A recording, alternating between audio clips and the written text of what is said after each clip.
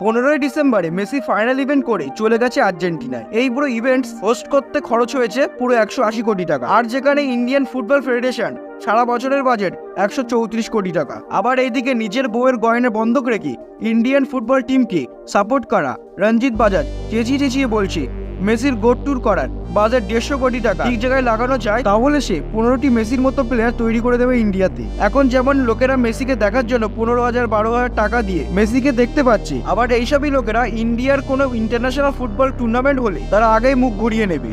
এই সেই আমাদের ইন্ডিয়া, যেখানে ট্যালেন্টের কোনো দাম নেই। এমনি এমনি বলছি না, তার আগে তোমাদেরকে আমি প্রুফ দিচ্ছি। দেখো, স্ক্রিনে যাকে দেখতে পাচ্ছ, এই মেয়েটা দেশের জন্য 3টে গোল্ড মেডেল নিয়ে এসেছে, তাও সে বাধ্য হয়ে রেলওয়ে স্টেশনে সবজি বিক্রি করছে। তার কথা হলো মেডেল কখনো খিদে মেটায় না। আবার এদিকে উড়িষ্যার রেশমিকা পাত্র, একসময় সে ফুটবলের ইন্টারন্যাশনাল প্লেয়ার ছিল, কিন্তু এখন সে পানের দোকান দিয়ে পেট চলছে। এখন যদি তুমি ইন্ডিয়ার সবকটা স্টেট ভালোভাবে সার্চ করো, তাহলে এমন ধরনের ছেলে মেয়ে তুমি হাজারটা পাবে। মেসি বা CR7 হওয়ার কোনো খারাপ জিনিস নয়, কিন্তু যখন আমাদের দেশই এমন দুর্দশা, তখন আমাদের সবার এটা করা উচিত, বাজেট ও ট্যাক্সের টাকাগুলো এমন ইভেন্টস না করিয়ে আমাদের প্লেয়ারদের আর্থিক সাহায্য করা উচিত।